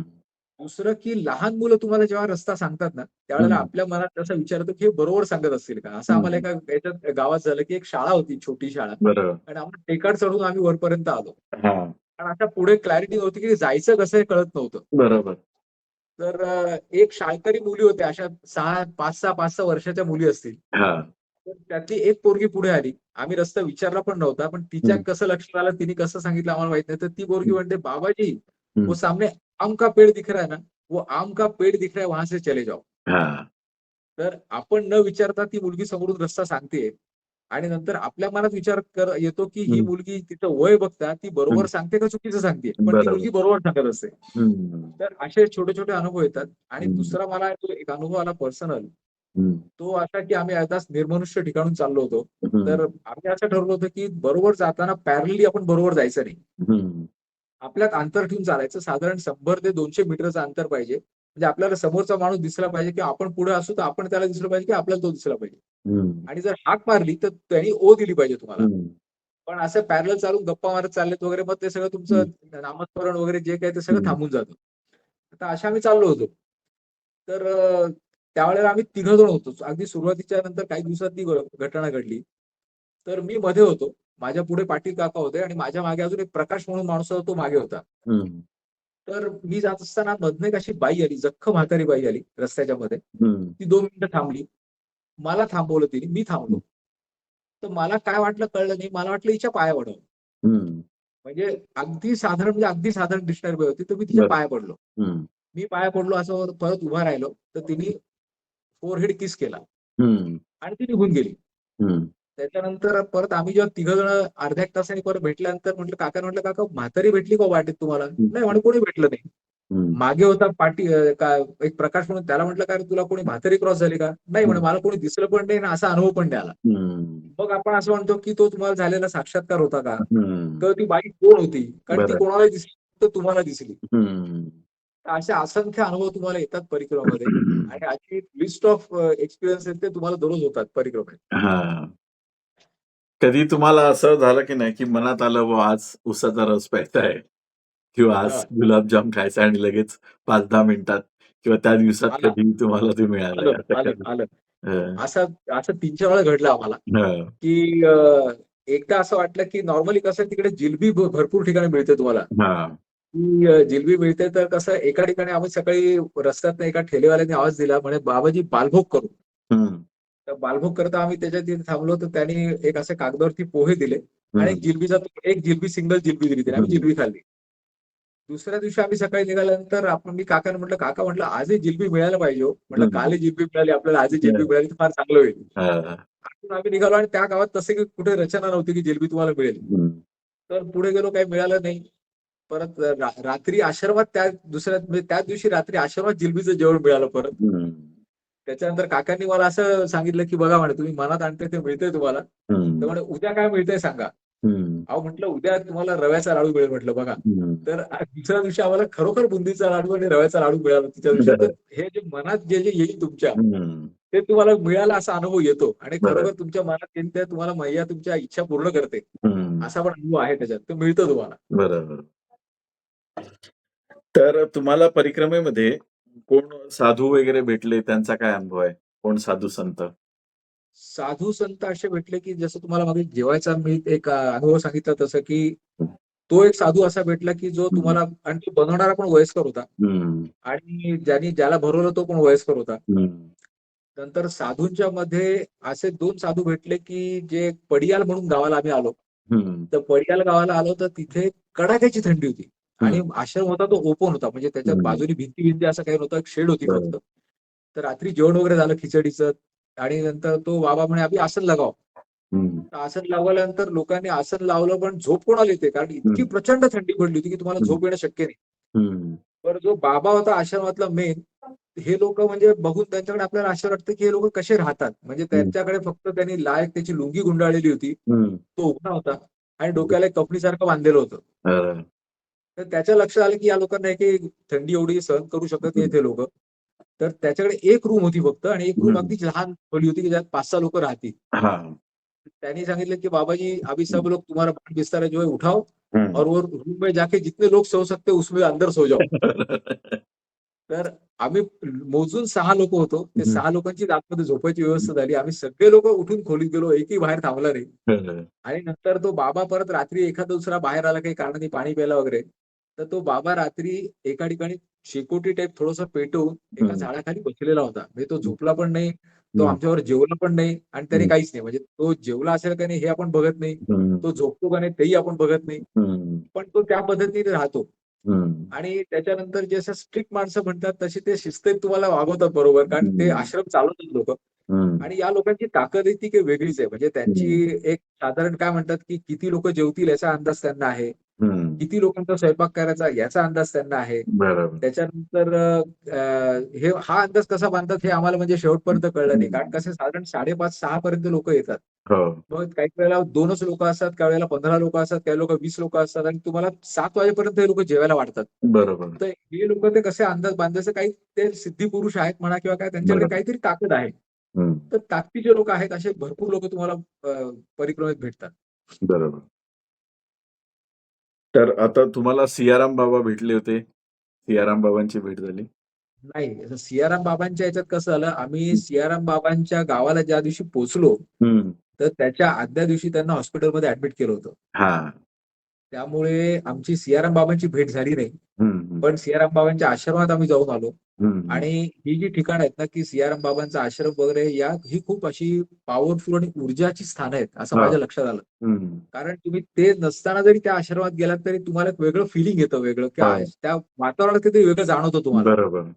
मग ते नाही येत म्हटलं, तर आम्ही फक्त तिथे त्यांचं थोडंसं थोडा वेळ थांबलो. तिथे चहा-पाणी वगैरे केलं आणि त्याच्या पुढच्या आश्रमात जाऊन आम्ही थांबलो. हं. आणि त्याच्यानंतर एक 2-4 दिवसानंतर सियाराम बाबांचं देवाज्ञा झाली असं आम्हाला हां. समजलं. सियाराम बाबा गेले. बरोबर. पण सियाराम बाबांची आमची भेट होऊ शकली नाही. हं. परिक्रमा करताना तुम्ही सोबत पैसे ठेवले होते का? आणि ठेवले होते तर वापरावे लागले का कुठे? पैसे ठेवले होते बरोबर. म्हणजे हं. साधारण मी 4,500 ते ₹5,000 बरोबर ठेवले होते. हं. आणि त्याच्यामध्ये 500च्या नोटा होत्या. असे डिनॉमिनेशन म्हणजे लहान-लहान डिनॉमिनेशन जास्त ठेवलं होतं, कारण खर्च करायला ते उपयोगी पडतात. बरं. आणि तुम्हाला संपूर्ण परिक्रमा करून आल्यानंतर असं लक्षात येतं, की तुमच्या जवळचे पैसे खर्च झालेले नसतात. हं. म्हणजे काही ठिकाणी तुम्हाला खर्च करायला लागतो. हं. जो फक्त 2 ठिकाणी तुम्हाला खर्च करायला लागतो. एकदा हं. तुम्हाला बोटीने प्रवास करायचा आहे, हं. तर त्याचं ₹200 तिकीट आहे. हं. ते तिकीट तुम्हाला काढायला लागतं. हं. आणि त्याच्यानंतर नर्मदा मैयाच्या उपनद्या आहेत, जिथे उपनद्या तुम्हाला क्रॉस करायला लागतात, तिथे छोटे-छोटे नावाडी बसलेले असतात वाटेमध्ये. बरोबर. हं. तर त्या नावाड्यांना ₹10, ₹20 एवढे तुम्हाला द्यायला लागतात. हां. याच्या व्यतिरिक्त जो खर्च आहे, तो तुम्ही तुमच्यावर केलेला खर्च आहे. म्हणजे बरं. काही ठिकाणी तुम्ही पैसे दिले, नाश्ता घेतला. हं. काही काही तुम्ही बिस्किटचे पुडे घेतले, की असं पुढे काही मिळणार नाही असं समजून आपण बिस्किटचे बरं. पुडे घेतो. हो. पण वाटेचे बिस्किटचे पुडे तुम्हाला मिळतात. असं करून हां. 8-8, 10-10 पुडे त्या बॅगेत जमतात. बरोबर. तर अशा पद्धतीने तुम्हाला पैसे खर्च करायला लागत नाहीत. हम्म. आणि वाटेत तुम्हाला जे लोक दान दक्षिणा जे देतात, हम्म. कोणी 10 रुपये देईल, कोणी 20 रुपये देईल, बाबाजी चाय पिओ, बाबाजी नाश्ता करो, हम्म. बाबाजी कुछ खा लो, हम्म. असं करून जे पैसे मिळतात तुम्हाला, हम्म. तर ते सगळे तुमचा जो झालेला खर्च असतो तो उरून हम्म. तुमच्याकडे थोडेसे पैसे शिल्लक राहतात, इतके पैसे मिळतात. हम्म. पण पैसे तुम्हाला सुरुवातीला कॅरी करायला लागतात, पण हम्म. त्यातला खर्च मैया होऊ देत नाही. म्हणजे तुम्ही हम्म. तुमच्यावरचे पैसे स्पेंड करत नाही. बरोबर. परिक्रमा करताना तुम्हाला कधी असुरक्षित वाटलं होतं का? कोणत्या दिवशी असुरक्षित भावना अशी आली होती का? किंवा घाबरलं किंवा लेट झाला फार आणि आता असं वाटलं की अंधारात आलाय आणि पोचू की नाही आश्रमात. असा कधी नाही. कंठाशी प्राण आणणारा प्रसंग कधी झालाय की? हां, असे असे 3-4 हे वाटले होते. म्हणजे तसे असे प्रसंग पण आले. ते थोडे इलॅबोरेट करतो मी. बरं. पण याच्यातनं कसं आहे, की भीती कधी वाटली नाही. हां. कारण एक असं असतं, की तुमच्या मानसिक जेव्हा तुम्हाला जसं सुरुवातीला म्हटलं, की परिक्रमा ही तुमची मनाने करायची गोष्ट आहे. बरोबर. त्यामुळे एक तुमच्या मनात दृढ संकल्प असतो, की आपली ही परिक्रमा होईल हं. आणि ही मैया आपलीकडनं करून घेईल. त्यामुळे बरोबर. ती वाटेत कुठेतरी मनात श्रद्धा होती. बरं. आणि तशी भीती हा प्रकार कधी नव्हता. कारण हिंस्र हं. श्वापदपणा किंवा बेसिकली साप-बीप याला हं. घाबरायचं तसं काही कारण नव्हतं कुठे. हं.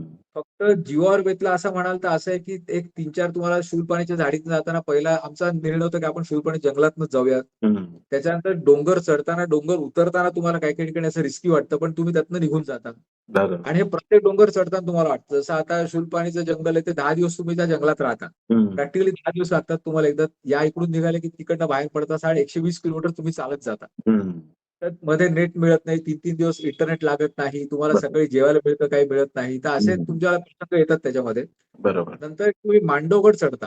हां. तर मांडवगड चढता तिथे कसं होतं, की आपल्याला काही ट्रेकिंग-बिकिंगची सवय नसते. कारण आपल्याला फार डोंगर चढायची पण सवय नसते हं. प्रॅक्टिकली. तर मांडवगड चढताना तिथे गावात खाली कळतं, की बुवा तुम्ही सडक मार्गाने जर गेले, तर हं. अंतर 6 किलोमीटर आहे. हं. आणि तुम्ही डोंगर चढून गेलात तर 3 किलोमीटर आहे. हं. तर आपण विचार करतो कुठे 6 किलोमीटर जाता, चला 3 किलोमीटर जाऊया. म्हणून हं. आपण 3 किलोमीटरच्या मार्गात लागतो आपण. बरं. आणि जसं चालायला सुरुवात केल्यानंतर तसा रस्ता पुढे-पुढे अवघड होत जातो. पण तोपर्यंत असं झालं असतं, की तुम्हाला परत मागे जाऊन जाण्याची एनर्जी संपलेली असते. बरोबर. मग जे काही पुढे तसं चालत राहू बुवा. हं. आणि तुमचं नाक खाली लागेल अशा 2 ठिकाणी डोंगर लागतात तुम्हाला. एक आहे हां. खप्परमाळचा डोंगर लागतो. हां. ते खप्परमाळचा डोंगर चढायला खरोखरच अवघड आहे. हं. आणि सगळी लूज सॉईल आहे. त्यामुळे हं. तुमच्या पायाला ग्रिप राहत नाही. म्हणजे काही-काही हां. ठिकाणी तुम्हाला पायातनं सँडल काढून अनवाणी चालायला लागतं, तर तुमच्या बरोबर. पायाला ग्रिप राहते. तिथे बूट-बीट सगळं सोडून द्यायचं, काही उपयोग होत नाही त्याचा. हां. कारण खूप घसरलाच रस्ता आहे. बरं. आणि तसं आम्ही खप्परमाळचा पण डोंगर चढलो. आम्ही मांडवगडचा पण डोंगर चढलो. आणि दुसरं गोष्ट अशी होती, की मांडवगडचा डोंगर चढून सहसा लोकं काय करतात, मांडवगडला तुम्ही पोहोचलात, हं. की असं मोठं पठार आहे तिथे आणि तिथे पण तुमची राहायची व्यवस्था आहे. तिथे चांगले आश्रम वगैरे हं. आहेत. तर दुसऱ्या दिवशी मांडवगड खाली उतरतात. तर आम्ही हं. मांडवगड त्याच दिवशी खाली उतरलो. म्हणजे आम्ही ज्या दिवशी मांडवगड चढलो, त्या दिवशी वरती रेवाकुंड म्हणून ठिकाण आहे. माहिती आहे. तर हो. रेवाकुंडाला तुमचा तर राणी रुक्मतीचा पॅलेस वगैरे आहे. तर पण तो तुम्हाला बघता येत नाही, पॅलेसला जाता येत नाही तुम्हाला, कारण आतमध्ये कुंड क्रॉस केलं जातं. हां. मग तिथं रेवाकुंड उतरताना आम्ही पाहिलं, की इथे उतरायला पण आम्ही पाहिलं, तर आम्ही विचार केला होता, सुरुवातीला डोक्यात विचार होता, की आता बरं. आपण सडक मार्गाने उतरूया. आपलं डोंगर हं. चढणं खूप झालं. आता आपण नॉर्मल रस्त्याने उतरू. हं. तर एकाला रस्ता विचारला. तर हं. त्याने सांगितलं, की "बाबाजी यहाँ से सीधा जाओ, वहाँ से नीचे जाने का रास्ता आएगा." हं. तर पठार उतरून आम्ही खाली गेलो, तर रस्ता कुठला दिसला नाही आम्हाला. 2 विद्यार्थी बसले होते. "बाबाजी," म्हटलं, "उतरने का रास्ता कहाँ से?" "ये इधर ही है," म्हटले. मग आम्ही जरासं असं कडेला जाऊन बघितलं, तर हं. तिथे एक छोटी पाऊलवाट चालली होती खाली. हं. म्हटलं, "यही है क्या?" म्हणे, "यही है." हं. अरे म्हटलं, "आपण जे टाळत होतो तेच आलंय परत." म्हणजे तुम्हाला मैयाला ज्या पद्धतीने न्यायचंय, त्या पद्धतीने मैया तुम्हाला तसंच नेणार आहे. म्हटलं, "आता इथे आपण जास्त विचार आपल्याला इथंच उतरणं भाग आहे." आणि आम्ही तिथनं उतरलो आणि दॅट इज रिअली टफ. म्हणजे हां. ते तुम्हाला अगदीच म्हणजे जो आपल्याला जे आश्रमात म्हणजे जे संकल्प पूजेत सांगतात, बरं. की प्रत्येक पावलागणिक नर्मदे हर, नर्मदे हर, नर्मदे हर म्हणत चला. हं. त्याची उपलब्धी तुम्हाला तिथे होते, की आता इथे हे नाव घेतल्याशिवाय तुम्हाला पर्याय नाहीये.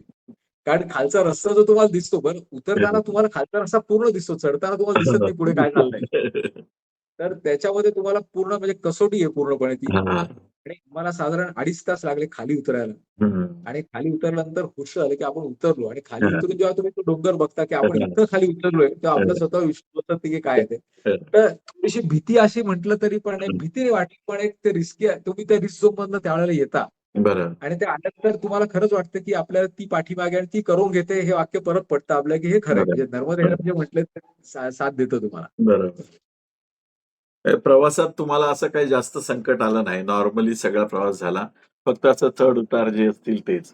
बाकी हो. असं कधी संकट आलं नाही तुमच्यावर? संकट नाही आलं म्हणण्यापेक्षा अजून एक छोटासा अनुभव असा आला, हं, की आम्ही किनाऱ्याने चाललो होतो हं, आणि साधारण 2 दिवस झाले आम्ही किनाऱ्यानेच चाललो होतो आणि हं, शेवटचं गाव जे येणार होते बर्मान घाटला आम्ही पोहोचणार होतो. हं, तर जसा डोंगराचा किस्सा आला तसाच झाला, की आम्ही 2 दिवस किनाऱ्याने चाललो आणि किनाऱ्यांचे रस्ते ते दरवेळेला बदलणार आहेत. म्हणजे हं, काही वेळेला तुम्हाला गोट्याचा रस्ता लागतो, हं, काही वेळेला तुम्हाला चिखलाचा रस्ता लागतो, हं. काही वेळेला तुम्हाला शेती लागते, जी बरोबर. उतारावरती शेती आहे त्यातनं तुम्ही चालत जाता, की हं. एकदम छोटी पाऊलवाट पण अगदी स्लोप आहे पूर्णपणे. बरोबर. आणि किनाऱ्यात जाताना असं झालेलं असतं, की नदी जी तुमच्या उजव्या बाजूला असते, त्याची हं. डेप्थ इमिजिएट चालू होते. बरोबर. कारण तुम्ही ऑलरेडी खाली आले असता बऱ्यापैकी. हं. त्यामुळे तिथे आता तळ म्हणजे खाली गेलात तर पाण्यात पडलं तर खूप खोलच आहे सगळं. बरोबर. तर तिथे जात असताना हा वेगवेगळ्या रस्त्याने काही तुम्हाला रेती लागते. म्हणजे गुडघा-गुडघाभर किंवा तुमच्या घुटण्यापर्यंत पाय जाईल इतकंपर्यंत अशा तऱ्हे आम्ही चाललो होतो. तर 2 दिवस झाले, 3 दिवस झाले. हं. आम्ही विचार केला आता आपण चांगल्या रस्त्याला लागूया, की आता किनारा सोडा हं. आणि सडक मार्गाने जाऊया. कारण प्रत्येक ठिकाणी असा स्लोप येतो एखाद्या गावात. हां. किनाऱ्याने जाताना आणि एखादं मंदिर येतं किंवा स्मशान येतं त्या गावातलं, की हं. तुम्हाला समजतं की बाबा आता गाव आलेलं आहे वरती, तर त्या बरं. रस्त्याने वर गेलं की गाव येतं. तर आम्ही गावातल्या रस्त्यात लागलो. तिथे आश्रमात बालभोग वगैरे झाला आणि तिथनं चहा वगैरे पिऊन आम्ही ठरवलं, की मनाने आम्ही ठरवलं, की आता आपण सडक मार्गाने जाऊया बुवा. आता हं. पुढे याच्यात जाण्याची पॉइंट नाही. हं. तर दोघं जणच चाललो होतो. आमच्या पुढे अजून एक साधू होता. तर म्हटलं साधूला फॉलो करू. सहसा या लोकांना कसं असतं माहीत असतं यांच्या 2-4 परिक्रमा झालेल्या असतात. म्हटलं चला हं. याच्या मागे जातो. हं. तर साधूला मागे रस्त्यात अशा एका साईडला लाल पताका दिसली. तो तिकडे वळला. हां. तर आम्ही त्याचा अर्थ असा काढला, की सहसा कसं असतं, की असा टार रोड पूर्ण फिरून जातोय आणि बरोबर. हा रोड शॉर्टकटने असेल तर शॉर्टकटला असेल बुवा. हां. तर आम्ही त्याला शॉर्टकट म्हणून त्याच्या मागे गेलो. 4 किलोमीटर चालल्यानंतर तो रस्ता किनारी लागला परत. हां. म्हणजे परत असं झालं, की आपण जे टाळत होतो तेच घडलं. आम्ही किनाऱ्याच्या रस्त्याला आलो. बरोबर. तर किनाऱ्याच्या रस्त्याला आल्यानंतर असा पूर्ण स्लोप, पूर्ण हं. चिखल आणि हं. पूर्ण घसरडा रस्ता, हं. की आम्हाला वाटलं आपण इथे कुठे आलो बाबा? म्हणजे आपण इथे हं. यायला नको होतं असं आम्हाला परत वारंवार जाणवलं. हं. त्याच्यानंतर असं झालं, की ते गव्हाची शेती होती सगळी आणि त्या हां. सगळ्या शेती जी होती ती ओली होती. हां. त्यामुळे चालताना सगळ्या लुंग्या वगैरे सगळ्या भिजल्या. हां.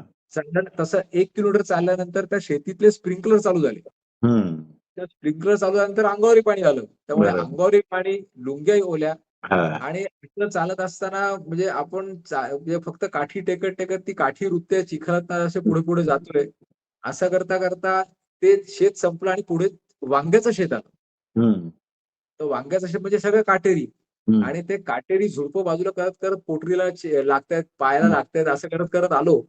तर तो एकदम टफ वाटला रस्ता आणि मग आम्ही बर्मान घाटापर्यंत आलो. हं. बर्मान घाटला आल्यानंतर जेव्हा अशा पद्धतीने बर्मान घाटमध्ये पोहोचल्यानंतर म्हणजे सगळा अवतारच झालेला होता सगळा थोडक्यात हां. तिथे बर्मान घाटमध्ये पोहोचेपर्यंत बरोबर. आणि किनाऱ्याचाच आश्रम होता. त्या आश्रमात आम्ही पोहोचलो. हं.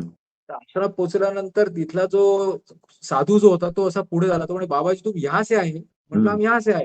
हं. त्याने आम्हाला कडकडून मिठी मारली. हं.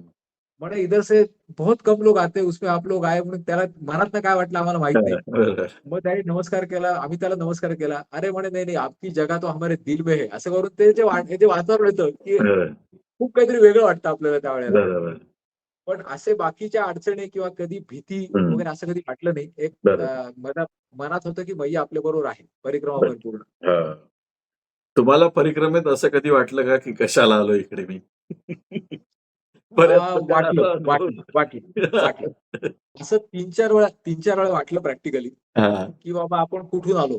कसं? ते असं असं म्हणजे जरी किती मनातनं घट्ट वगैरे असं जरी हं, असलं सगळं, हं. तरी असे काही की ज्याला मी 360 डिग्रीचे नावं दिलेत, की बरोबर 360 आहे. डिग्रीचा दिवस आला. हो. त्या दिवशी मनात असं कुठेतरी येऊन गेलं, की आपण का आलो इथे? बरोबर म्हणजे सगळा कम्फर्ट झोन सोडून इकडे यायची आहे. गरज काय होती आपली? बरोबर. असा डोक्यात विचार आला खरं. आणि त्याच्यानंतर रात्री झोपताना पण तो विचार डोक्यात ठेवून जरी हं. झोपलं तरी सकाळी उठल्यानंतर जेव्हा तुम्ही हां, परत एक तुम्हाला चालताना जी ऊर्जा मिळते, हां. तर तो आपण दिवस सोडून देतो आणि परत वी आर रेडी. म्हणजे आजचा खरं. दिवस येईल त्याला पुढे जाऊया बुवा आणि बरोबर. हा करायचाच आहे आपल्याला. परत तुमचा दृढ विश्वास तुम्हाला घेऊन जातो. पण असे विचार डोक्यात येतात, की आता बस झालं हं. किंवा आता इथे थांबू किंवा इथनं पुढे वाहनाने निघून जाऊया पुढे. आता हां. पायी-पायी चालणं खूप झालं. बरोबर. असं आणि होतं. नंतर कसं होतं हे मेकॅनिकल वाटतं तुम्हाला, की हं, दररोज आपण सकाळी उठतो, हं, एवढं 25-30 किलोमीटर, 40 किलोमीटर चालायचं. हं. परत तिथे दुसरा आश्रम होईल तिथे थांबायचं. तर हे मेकॅनिकल होतं. याच्यात हां, कुठेतरी नंतर तो मनात असा विचार येतो. हां, हां. बरोबर. तुम्हाला परिक्रमेमध्ये कोण असं गूढ व्यक्ती भेटली का? म्हणजे असं वाटलं की हा माणूस होता, की ईश्वराचा अवतार होता, असं कोण भेटलं का तुम्हाला? हो, असे मला भेटल्या म्हणजे त्या तुम्हाला मगाशी ज्या सांगितल्या म्हाताऱ्या बाई भेटल्या, हं. की ज्यांनी कपाळावरती किस केला आणि त्या निघून गेल्या आणि त्या हां. बाकीचे दुसरे लोक होते त्यांना भेटल्या नाहीत त्या. हं. तर मी त्याचा अर्थ असा काढला, की ती मैयानी आपल्याला दर्शन हं. दिलं प्रॅक्टिकली. बरोबर. आणि ती कोण होती मला शेवटपर्यंत कळेनंतर ती मलाही नंतर दिसली नाही बाई, ती त्या दोघांना पण दिसली नाही बाई. हां. आणि आवाज आले त्याच्यातनही मी तसा अर्थ काढला, की आपल्याला हं. हा मैयाने दिलेला साक्षात्कार होता म्हणा असा. बरोबर. पण ही गूढ व्यक्ती अशी कधी दिसली नाही किंवा लोक हं. म्हणतात, की तुम्हाला अश्वत्थामा भेटला हं, का हं, किंवा हं. काय? तर तसं कोणी भेटलं नाही. नाही. हं. आणि याच्यात अजून असा दुसरा डोक्यात नंतर माझा असा विचार आला, हं. की शूलपाणीच्या जंगलात अश्वत्थामा भेटतो असं म्हणतात, हो. की शूलपाणी जंगलात तो भेटतो. पण तो का भेटतो? तर हं. तुम्हाला परिक्रमावासी एखादा बिकट परिस्थितीत सापडला, हां. तर त्या सापडलेल्या परिस्थितीतून तुम्हाला वाचवण्याकरता तो भेटतो. बरोबर. तर आता तशी बिकट परिस्थिती आता येत नाही. आता पहिले हं. कसं झालंय, आता लुटमार हा प्रकार पूर्णपणे बंद झाला. त्यामुळे आता बरोबर. लुटमार कोणाची होत नाही. हं. आणि एखादा खरोखरच अशा डोंगराच्या ह्याच्यात सापडला किंवा हं. एखाद्या चढताना तुम्हाला डोंगर चढताना एखाद्याला पडझड झाली, बरोबर. तर तो वाचवेल येतो अशी आख्यायिका आहे. तर आम्हाला त्या टाईप कधी दिसला नाही कोणी. हं. पण नर्मदा मैयाने दोनदा साक्षात्कार दिला असं मी नक्की म्हणेन किंवा असं तर माझ्या माझ्या मनात आलेला विचार, की तिने बरोबर. साक्षात्कार तुम्हाला दिला. हं. असं तुम्हाला वाटलं स्वतःला. हो, तर पूर्ण प्रवासामध्ये तुम्हाला कधी श्वान श्वान भेटले, तुमच्याबरोबर चालले श्वान, असं हो. तुमच्याबरोबर कधी झालं का? आहेत, आहेत. हं. म्हणजे 2-3 ठिकाणी असं झालं, की एक कुत्रं होतं. हं. ते साधारण 2 दिवस आमच्या बरोबर होतं. हं. म्हणजे साधारण कसं होतं, की तुम्ही काही-काही ठिकाणी तुम्हाला काही मिळत नाही, तर तुम्ही जवळची बिस्किटं घेऊन खायला सुरुवात करता. म्हणजे हं. आम्ही बिस्किटचा पुडा उघडला, तो खाल्ला, हं. पाणी प्यायले, थांबले.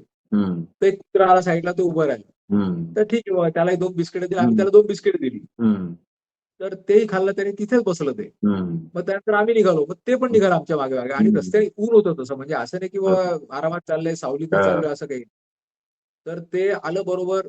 ते त्या पुढच्या गावापर्यंत आलं, पुढच्या आश्रमापर्यंत आलं. आम्हाला हं. वाटलं आता इथपर्यंत जाईल. हं. पण ते आश्रम सोडून म्हणजे आम्ही दुपारचं जेवण झालं.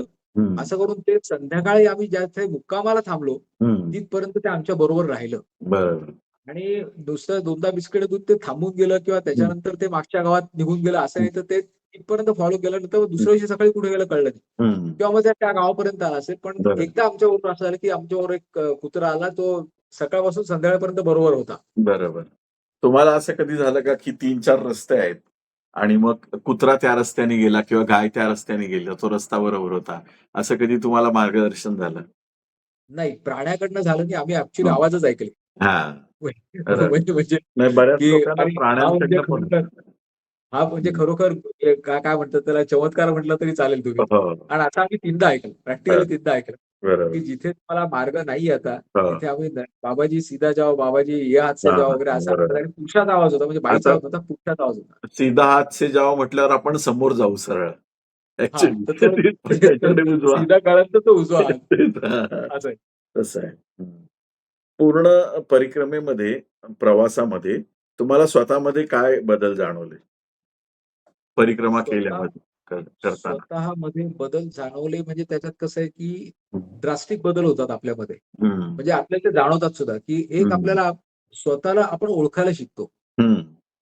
की आणि रिअलिस्टिकली आपण आपल्याकडे बघायला लागतो, की आपण खरोखर कोण आहे बुवा? ही त्याची बरोबर. जाणीव तुम्हाला केव्हा होते? जेव्हा तुम्ही रस्त्याने चालायला सुरुवात करता हां. आणि तुम्हाला एक अनोळखी माणूस किंवा चांगल्या घरच्या लेडीज चालल्या असतात, सगळ्या मंदिरामध्ये निघालेल्या हं. असतात, त्या थांबून तुमच्या पाया पडतात. हं. तर पाया पडल्यानंतर आपल्याला जाणवतं, की आपली एवढी लायकी काय? आपले पाय पडतायत, तर हं. आपल्याला कोणी ओळखणार नसतं. बरोबर. आपण कोणी बाबाजी नाही आहोत, आपल्याला हं. कुठली प्रसिद्धी नाहीये. बरोबर. आपण जस्ट एक नॉर्मल सामान्य परिक्रमावासी आहोत. हं. आणि असं करताना आपल्याला नर्मदा मैया म्हणून जर लोकं पाया पडत असतील, बरोबर. तर त्या लेव्हलला तुम्हाला कुठेतरी यायचंय. एक बरोबर. तुम्हाला जाणीव होते तिथे, की तुम्ही कुठे आहात आणि तुम्हाला कुठे जायचंय. म्हणजे बरोबर. तुमच्या पुढच्या प्रवासाची तुम्हाला यातनं मार्ग मिळतो, की तुम्हाला कुठे जायचंय. तर तुम्हाला एक वे मिळतो पुढे, की तुम्हाला इकडे जायचंय म्हणून. बरोबर. आणि तुम्हाला बेसिकली परिक्रमा ही पुढे काय करायचंय, किंवा तुमच्यात काय बदल व्हायला पाहिजे किंवा किती लिमिटेड रिसोर्सेस मध्ये माणूस राहू शकतो हम्म. याची एक चांगली कल्पना परिक्रमा तुम्हाला देते. बरोबर. की फॉर एक्झाम्पल तुम्ही 3300 किलोमीटर प्रवास करता, हम्म. कुठलंही रिझर्वेशन नाहीये, कुठल्याही हम्म. हॉटेलचं बुकिंग नाहीये, सगळी अनसर्टनिटी आहे पुढे तुमच्या. बरोबर. पूर्ण आणि प्रत्येक दिवस वेगळा. अनसर्टनिटीला सामोरं जाणं हे आज हम्म. खूप मोठं प्रॅक्टिकल लेसन आहे तुमच्याकरता हा. हम्म. तर हा तुम्हाला शिकवला जातो प्रॅक्टिकली की तुम्ही त्याच्यात पुढे कसं जायचं. बरोबर. दुसरी परिक्रमा तुम्हाला शिकवते की स्पॉन्टेनियस डिसिजन मेकिंग. हम्म.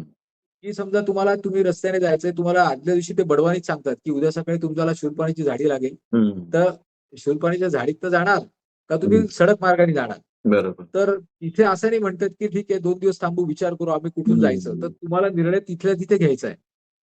तर हे स्पॉन्टेनियस डिसिजन जो घ्यायचा आहे, ही तुम्हाला हम्म. परिक्रमा शिकवते की हा कसा घ्यायचा. मग बरोबर. तुम्ही आतापर्यंत करत नव्हते का? करत होते आतापर्यंत. पण एक हम्म. अप्रोच तुमचा जो आहे ना, तो बरोबर. बघायला तुम्हाला परिक्रमा शिकवते. हम्म.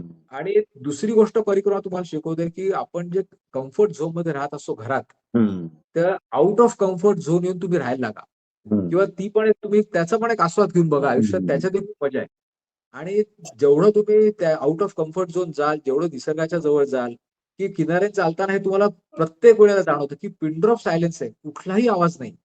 फक्त बाजूने खळखळ पाण्याचा आवाज आहे. हम्म. पक्षी ओरडतायत आणि तुम्ही रस्त्याने चालताय. कुठलाही आवाज नाही, पण त्यात ती शांतता अनुभवायला मिळते. त्यात तुम्हाला एक हम्म. वेगळं पीस ऑफ माइंड असतो तो बरोबर. मिळतो. हा. आणि 3 महिने किंवा 92 दिवस जेव्हा तुम्ही परिक्रमा करता, हम्म. तर त्याच्यातनं तुम्हाला असं लक्षात येतं की आपण किती आर्टिफिशियल गोष्टीमध्ये अडकून पडलेलो असतो. बरोबर. म्हणजे आपल्याला वाटतं की WhatsApp शिवाय आपण जगू शकत नाही हम्म. किंवा नेट पाहिलं नाही तर आपल्याला काहीतरी होईल हम्म. किंवा तुम्ही त्या दिवशी जर हायलाइट्स ऐकले नाही तर खूप काहीतरी हम्म. उथल-पुथल होणार आहे हम्म. किंवा शेअर मार्केट बघितलं नाही तर आपल्याला काहीतरी बरोबर. चुकल्यासारखं वाटेल, असं बरोबर. काहीतरी. तर यातलं काहीही नसताना म्हणजे काही-काही ठिकाणी तर आमच्या ह्याच्यात 92 दिवसामध्ये 10 दिवस इंटरनेट नव्हतं. हम्म. तर ते नसताना सुद्धा तुम्हाला कुठेही चुकल्यासारखं वाटत नाही, की बाबा काय हम्म. बघ आता काय होतंय, काय नाही. तर ते ॲक्चुअली त्याच्यात बरं वाटतं आपल्याला म्हणजे हम्म. शांतता जास्त चांगली मिळते. बरोबर. तर परिक्रमा तुम्हाला खूप मोठी शिकवण देऊन जाते. बरोबर. आणि माझ्या दृष्टीने असं आहे, की परिक्रमा करून तुम्ही परत आल्यानंतर हम्म. तुम्हाला एक वेगळं तुमचं आयुष्याकडे बघण्याचा दृष्टिकोन मिळतो परिक्रमेत. बरोबर. फक्त आता प्रॅक्टिकली तुम्ही तो आयुष्यात कसा वापरायचा हे हम्म. आपल्यावरती अवलंबून आहे. पण तुम्हाला बरोबर. एक दिशा त्यातनं डेफिनेटली मिळते बघायला. बरोबर. परिक्रमा केल्यामुळे तुमच्या स्वभावात काय बदल झाला असं तुम्हाला काय वाटतं? परिक्रमा केल्यामुळे संवाद बदल म्हणजे असं होईल, की एक शांतता हम्म. किंवा एक पीस ऑफ माइंड हम्म. किंवा एक पेशन्स ठेवून पुढे जाण्याची वृत्ती हम्म. माझ्यात नक्की वाढेल किंवा हम्म. वाढली आहे थोडंसं हम्म. असं मला वाटतं, की पहिले कसं होतं, की तुम्हाला इम्पेशंट होतो माणूस, हा. की हे नाही मिळालं तर का नाही होते बाबा? खरं. अजून का झालं नाही असं? हम्म. तर तिथे तुमच्या हातात काहीच नाहीये तिकडे. म्हणजे रस्ता तुमच्या हातात नाहीये, हम्म. मुक्काम कुठला तुमच्या हातात नाहीये, जेवण-खाण काय मिळणं तुमच्या हातात नाहीये. त्यामुळे पेशन्स ठेवणं हे एकच तुमच्या हम्म. हातात आहे. बरोबर. तर पेशन्स ठेवल्याशिवाय तुमच्या आयुष्यात पुढे प्रगती हे तुम्हाला तिथे वारंवार दररोज जाणवतं तुम्हाला प्रत्यक्ष वेळेला. बरोबर. तर तो एक माझ्यात एक पॉइंट थोडासा बदल झाला असं माझ्या लक्षात येईल, की हम्म. एक थोडासा किंवा पेशन्स ठेवणे हम्म. आणि त्या पद्धतीने कुठल्याही गोष्टीकडे बघणे हा एक खरं. एक शिकवण त्यातनं मिळेल असं म्हणता येईल. बरोबर. असा कुठला अनुभव तुम्हाला सांगायचा आणि राहिलाय असा कुठला अनुभव आहे तुम्हाला आता? आठवतोय आणि सांगायचा राहिला असं तुम्हाला कुठला वाटतंय? तिकडच्या अ, माणसांविषयी किंवा एखादा प्रसंग असं काय? माणसांविषयी सांगायला आवडेल. मला हं. 2 सांगायला आवडतील, हं. की एक तो असा अनुभव नाहीये, पण एक हं. आपल्याला त्यातनं शिकवण काय मिळते त्याच्याकरता त्या हां. अँगलमधनं अनुभव आहे हा. बरं. की आम्ही एका आश्रमात म्हणजे एक आश्रम नव्हता ॲक्चुअली तो. हं. एका गावात पोहोचलो हं. आणि तसं मीडियम साइजचं गाव होतं हं. आणि तिथे राहायची जी व्यवस्था होती, ती होती अमर पॅलेस नावाच्या हॉटेलमध्ये राहायची व्यवस्था आहे. हं. तर आम्ही त्या गावात पोहोचल्यानंतर विचारलं, "बाबा अमर पॅलेस कहाँ पे है?" हं. तर ते सांगितलं, "वो रेल्वे स्टेशन के सामने आपको दिखेगा." आम्ही गेलो हं. रेल्वे स्टेशनच्या पुढे मोठी बिल्डिंग दिसली अमर पॅलेस म्हणून आम्ही त्या हं. हॉटेलमध्ये गेलो. बरं. तर पुस्तकात जे लिहिलेलं आहे तिथे दिले हं. भोजन व्यवस्था. हां.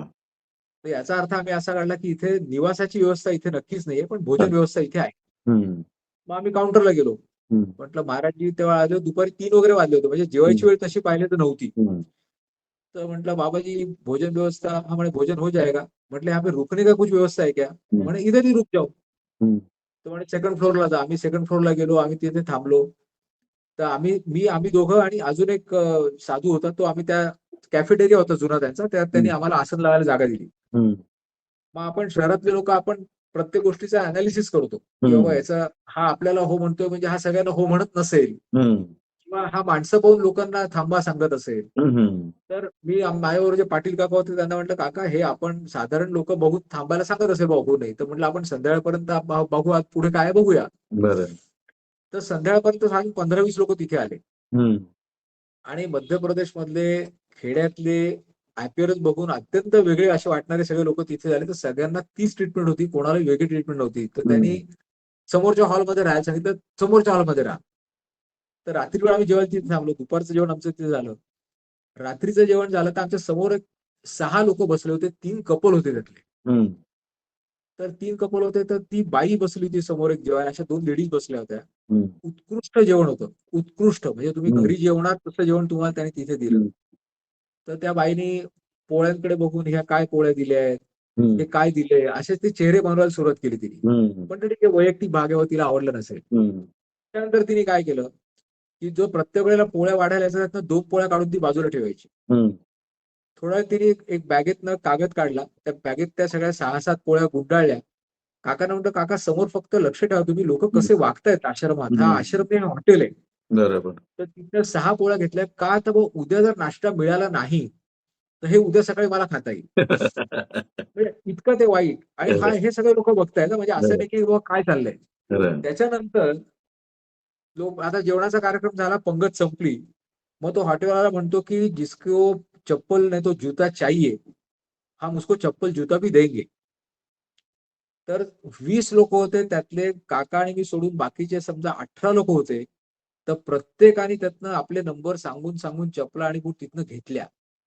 म्हणजे चांगले असो वाईट असो तरी मेरे को ये नंबर दो, मेरे को वो नंबर दो करून ते सगळं फुकट होतं ते घेतलं त्यांनी.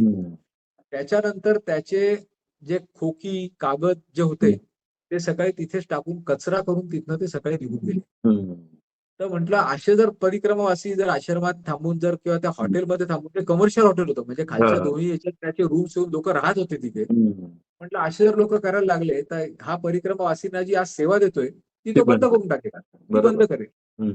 आणि हे लोक खरोखर म्हणजे काही वेळेला लाजिरवाणी पद्धतीने जे वागतात ना, ते खरोखर वाईट वाटतं आपल्याला बघायला. पण ठीक आहे, प्रत्येक माणसाचे वेगळे विचार आहेत, त्यामुळे आपण त्याला काही करू शकत नाही.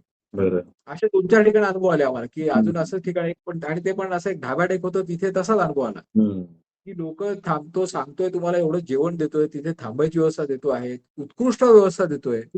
पण तरी लोक तिथे वागतात की बाबा हमको ये चाहिए, हमको कंबल चाहिए, हमको दवाई चाहिए करून तिथे मागतात. आणि मिळालं तरी खूप घेऊन ठेवतात की आपल्याला उद्या काही मिळणार नाही बुवा, अशा पद्धतीने लोक राहतात. हे ते फार चुकीचं वाटतं कधी-कधी. तिकडे परिक्रमेला जाऊन पण संसारच करतात शेवटी. एकदम, एकदम. आणि अजून एक अनुभव मला सांगावासा वाटेल तुम्हाला प्रॅक्टिकली, की जो खूप शिकवून जातो तुम्हाला आणि त्यातनं आपल्याला काय शिकवण मिळेल ते पण सांगेन तुम्हाला. तिथं आम्ही अमरकंटकच्या जवळ पोहोचत आलो होतो. तर अमरकंटकच्या अलीकडे एक तुम्हाला दमघड की घाटी म्हणून लागतं. तर दमघड की घाटीपर्यंत आलो आम्ही आणि तिथे दमघड त्या घाटीत आम्ही रात्री मुक्काम केला. तर त्या आश्रमात लाईट नाहीये, काही नाहीये, काही नाही. इलेक्ट्रिसिटी नाहीये. तर रात्री जनरेटर चालवतात ते आणि तुम्हाला लाईट लागतात आणि जातात लोकं. आणि सकाळी उठून जो जायचा रस्ता आहे त्या म्हणजे त्या आश्रमाच्याच मागे पहाडी चढायला सुरुवात करायची की तुम्ही पुढे जाता. मग तिथून दुग्धधारा आणि कपिलधारा म्हणून ठिकाण आहे तिथे जाता आणि तुम्ही अमरकंटकला पोहोचता. तर त्याच्या अलीकडे आम्ही काय झालं होतं, एका गावात आम्ही होतो आणि अत्यंत दारिद्र्य होतं गावामध्ये. प्रॅक्टिकली दारिद्र्य म्हणजे तिथे काहीच नाही. आश्रम नाही, गृहस्थ सेवा नाही, काही नाही, काही नाही, काही नाही. आणि आदिवासी भाग होता सगळा पूर्णपणे. तर आम्ही संध्याकाळी पोहोचलो तिथे, तर एक झोपडीवाला असं एक घर होतं. मग आम्ही त्या बाबाला विचारलं, "बाबाजी यहाँ पे रात में मुक्काम हो सकता है, रुकने की व्यवस्था होगी?" "हाँ, हो जाएगी म्हणे, आप इधर रह जाओ." तर रह जाओ म्हणजे काय बुवा, तर त्याच्या घरात त्याची 4-5 पोरं होती. नवरा-बायको होते. आणि दुसरीकडे अजून एक असं एक छोटं शेड टाईप केलं होतं. त्यात त्याची गाई-गुरं वगैरे बांधली होती, बकऱ्या-बिकऱ्या. आणि मध्ये असा एक चौथरा होता. तर चौथरा पण सारवलेला होता. तो म्हणे, "तुम इधर रह जाओ." तो म्हटलं, "ठीक आहे." आणि लाईट बीट काही नाही, तिथे हँडपंप नाही, काही नाही. एक आड होता पुढे, त्या आडातनं पाणी काढा. तुम्हाला काय घ्यायचं ते अंघोळीला पाणी, प्यायला पाणी सगळं तेच पाणी. त्यातनं तुम्हाला दुसरा चॉईस नाही आणि राहा. तर आम्ही अंघोळी वगैरे केल्या तिथे. संध्याकाळची पूजा-बिजा झाली. म्हटलं आता आपण इथे थांबलो म्हणजे जेवण तोच देणार कारण दुसरं काही नव्हतंच त्याच्याकडे. बरोबर. तर गरिबी इतकी होती सांगायला असं वाटेल, की सांगायलाही म्हणजे अंगावर काटा येतो सांगताना ही गोष्ट, की त्याने 4-5 भाकरी बनवल्या असेल त्याच्या घरी. बरोबर. आणि त्यातली एक भाकरी त्याने आम्हाला दोघांना मिळून दिली. अर्धी मला दिली अर्धी काकांना दिली. त्याच्यावर एक गुळाचा खडा आणि सो कॉल्ड काही कालवड म्हणा काय असेल नसेल ते दिलं. म्हणजे तो घास त्यांनी दिलेला तुमच्या घशाखाली उतरत नाही. बरोबर. तर तरी त्यांनी ते दिलं.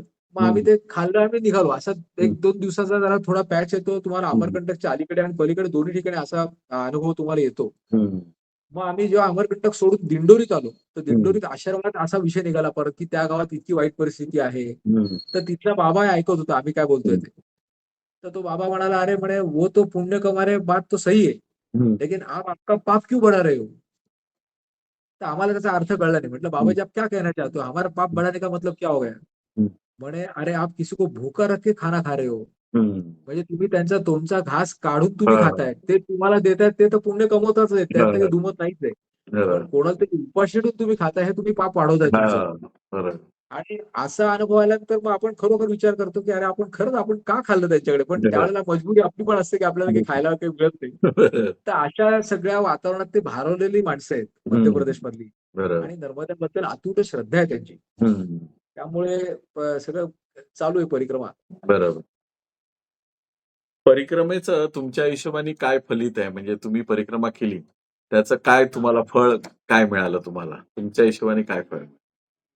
परिक्रमेचं फलित असं मिळालं मला, की एक हं, शिकवण मिळाली मला आयुष्यामध्ये बरोबर. आणि आयुष्याकडे आता पुढच्या आयुष्याकडे बघण्याचा दृष्टिकोन मिळाला. हं, तर त्याच्या आधी असं घडलं होतं, की नाशिकचे अजून शंतनू गुणे म्हणून आहेत. माहिती आहे. तर शंतनू गुण्यांकडे मी एकदा भेटायला गेलो होतो त्यांना. त्यांचे मी YouTubeमध्ये व्हिडिओ बघितले हो, आणि मला त्या माणसाचं सांगणं भयंकर आवडलं. म्हणजे हो, त्यांनी ज्या पद्धतीने वातावरण सांगितलेलं आहे, म्हणजे नॉर्मली लोकांचं कसं आहे प्रवास वर्णन आहेत लोकांनी हो, केलेली. हो. तर यांची प्रवास वर्णन नाहीये. नाही. त्यांचं जे आहे ते एक अप्रोच आयुष्याकडे बघण्याचा हो. दृष्टिकोन. हं, तर ते मी वारंवार बघितल्यानंतर त्यांना मी एकदा कॉन्टॅक्ट करून त्यांच्या घरी जाऊन त्यांना भेटलो मी. हं, म्हटलं, "गुणे सर असं-असं परिक्रमेला जाणार आहे 29 तारखेला आणि तुम्हाला फक्त नमस्कार करायला आलेलो आहे." हं, तर त्यांना नमस्कार करून निघालो, तर त्यांनी मला WhatsAppमध्ये मेसेज केला होता. त्यात त्यांनी हं, 4 वाक्य लिहिली. हं, त्यातलं पहिलं वाक्य दिलं होतं, की "अतूट श्रद्धा रखो." हं, दुसरं दिलं होतं, की "पूर्ण शरण हो जाओ, मैया को हं, पूर्ण शरण हो जाओ." हं, तिसरं त्यांनी सांगितलं होतं, की "जो आपको मिलेगा हं, और जो आपको नहीं मिलेगा, हं, उसको मैया का प्रसाद समझो." हं. आणि चौथं त्यांनी सांगितलं होतं वाक्य, "जो प्राप्त है वो पर्याप्त है." बरोबर. तर ही जी 4 वाक्य होती, हं, एवढी डोक्यात ठेवून मी परिक्रमेला निघालो होतो. बरोबर. आणि नंतर मला दररोज काही ना काही कारणांनी यातलं एखाद्या वाक्याचा आधार घ्यायला लागायचा. म्हणजे जे प्राप्त है वो पर्याप्त है. जो मिलेगा नहीं मिलेगा उसको आपको प्रसाद समझो. बरोबर. असं करत-करत ते मला पूर्ण आयुष्यभर म्हणजे पूर्ण हं. येणाऱ्या पुढे पुढे सुद्धा ही 4 वाक्य खूप शिकवण देणारी आहेत तुम्हाला. बापरे! आणि परिक्रमेत पण याच 4 वाक्यांनी पूर्ण हं, हे घडवलं. तर बरोबर. एक परिक्रमामध्ये तुम्हाला असं मिळालं, की जसं पहिले सांगितलं तुम्हाला स्पॉन्टेनियस थिंकिंग, हं, नंतर अनसर्टनते पुढे जाणं आणि बरोबर, कम्फर्ट झोनमधून बाहेर येऊन राहणं. बरोबर, हे एक परिक्रमेने तुम्हाला डेफिनिटली शिकवलेलं आहे. ही खूप बरोबर, मोठी शिदोरी असं म्हटलं तरी चालेल पुढे तुम्हाला बघण्याकरता. बरोबर. मग ह्याच नोटवर आपण आता आपला मुलाखतीचा कार्यक्रम संपवूया आणि जरूर. परत भेटूया कधीतरी अशाच नक्की. एखाद्या कार्यक्रमामध्ये. नक्की, तर नक्की, नक्की. तुम्ही माझ्या चॅनलला वेळात वेळ काढून मुलाखत दिली आणि तुमचे अनुभव सांगितले. त्याबद्दल मी तुमचा मनापासून आभारी आहे. नक्की, आणि नक्की. Same, same, same to you. हं. अशाच प्रकारचे व्हिडिओ बघण्यासाठी बघत राहा भारत भ्रमंती आणि हा तुम्हाला व्हिडिओ कसा वाटला नक्की कमेंट्समध्ये सांगा. तुमचे काही नक्की, प्रश्न नक्की, असतील नक्की. तरी विचारा आणि सरांचा नंबर मी देणार आहे, सरांच्या हो, परमिशननी आणि हो चालेल. तुम्हाला त्यांना फोन करायचा असेल तर WhatsAppवर त्यांची वेळ घेऊन त्यांच्याशी फोनवर तुम्ही बोलू शकता. चालेल. तर व्हिडिओला कमेंट करा, लाइक करा, शेअर करा. आणि जर जरूर. शक्य असेल तर आमच्या चॅनलला जॉइन करा. ज्यांना शक्य आहे त्यांनी जॉइनचं बटन दाबा. तर ते महिन्याला ₹30 तुम्हाला चार्ज लागेल त्याचा. ज्यांना शक्य नाही त्यांनी सबस्क्राईब करा. सबस्क्राईब सर्वांनीच करा. जॉइन करण्याची जबरदस्ती नाही. ज्यांना शक्य आहे त्यांनी करा. तर त्यामुळे चॅनल चालवायला थोडी आर्थिक मदत होते आणि त्यामुळे हुरूप पण येतो, की एवढे लोकं आपल्याला सपोर्ट करतात, तर आपण अजून नवीन-नवीन चांगल्या लोकांचे विचार सर्वांपर्यंत पोहोचवण्यासाठी मनाला एक उभारी पण येते. तर अशाच प्रकारचे व्हिडिओ बघण्यासाठी बघत राहा भारत भ्रमंती. भेटूया अशाच एखाद्या नवीन व्हिडिओमध्ये. तोपर्यंत नर्मदे हर. सर्व